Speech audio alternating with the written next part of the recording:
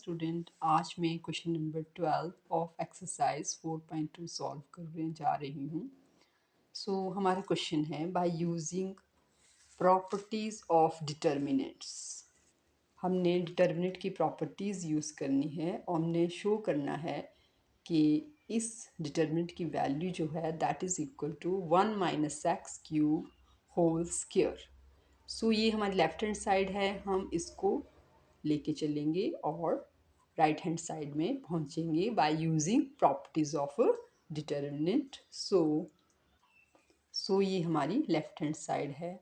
अब इसमें हम ऑपरेशन अप्लाई करेंगे। हम C1 कॉलम को चेंज करेंगे, C1 plus C2 plus C3।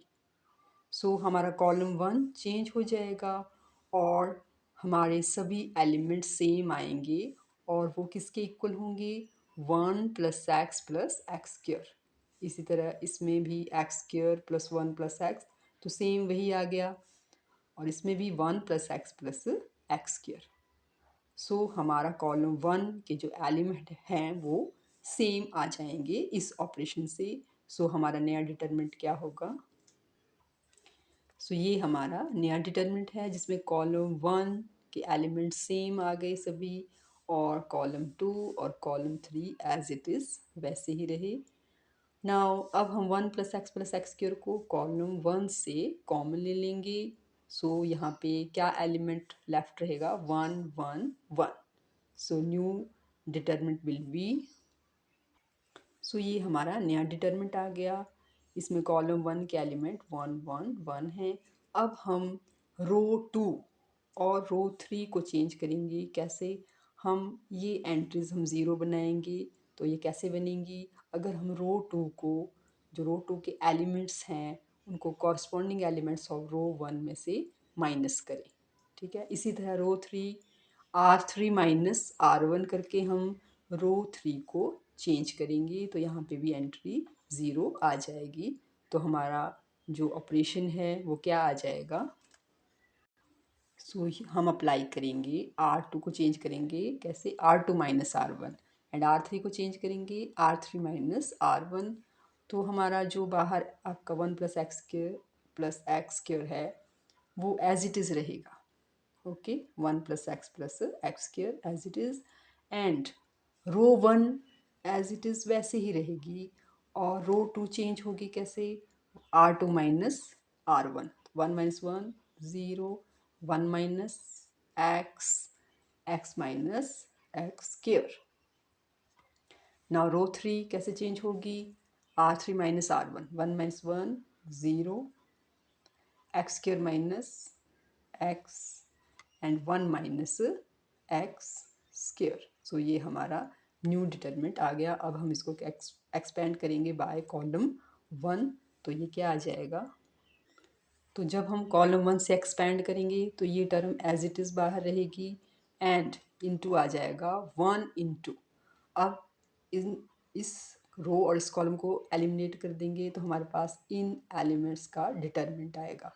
तो उसका आंसर होगा 1 माइनस एक्स को इंटू होगा 1 माइनस एक्स स्क्वायर से, minus x square minus x को इंटू होगा एक्स माइनस एक्स स्क्वायर से। तो हमारे पास क्या टर्म आ जाएगी।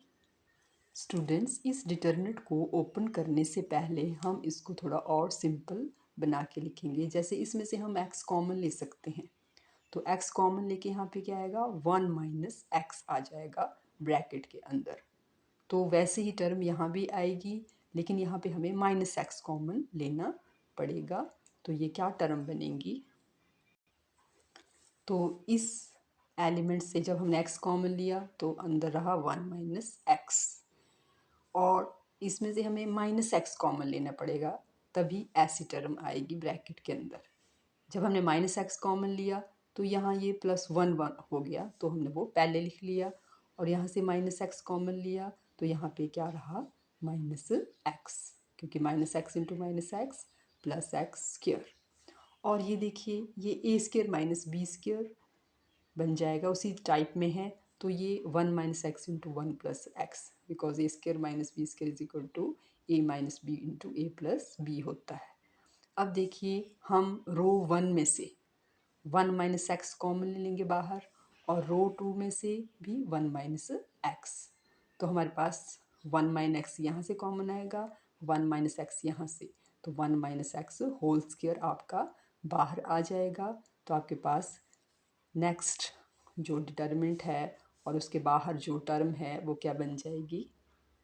सो डिटर्मिनेंट के बाहर आपका आ गया 1 plus x square and 1 minus x whole square, और अंदर क्या रहा, यहाँ 1, यहाँ एक्स, यहाँ माइनस एक्स और यहाँ 1 प्लस एक्स। अब हम इसको ओपन करेंगे तो हमारे पास नेक्स्ट क्या आ जाएगा। सो ये two terms as it is वैसे ही लिख दी हमने, और यहाँ होगा 1 इंटू 1 प्लस एक्स, वो आ गया 1 प्लस एक्स, माइनस ये फार्मूले से माइनस है, into minus x into x. तो ये एज इट इज़ वैसे ही लिखे जाएंगे। और ये क्या आ गया आपका 1 plus x minus minus plus x into x, x square. अब ये देखिए एक जैसी टर्म्स है, तो इसको हम क्या लिख सकते हैं, 1 प्लस एक्स स्क्वेयर का होल स्क्वेयर, एंड ये भी 1 माइनस एक्स का होल स्क्वेयर। अब दोनों की होल स्क्वेयर पावर सेम है तो हम इकट्ठा पावर लिख देंगे इसकी, और यहाँ पे ये ब्रैकेट के अंदर आ जाएंगे दोनों टर्म्स। सो ये हमारा नेक्स्ट स्टेप आ गया।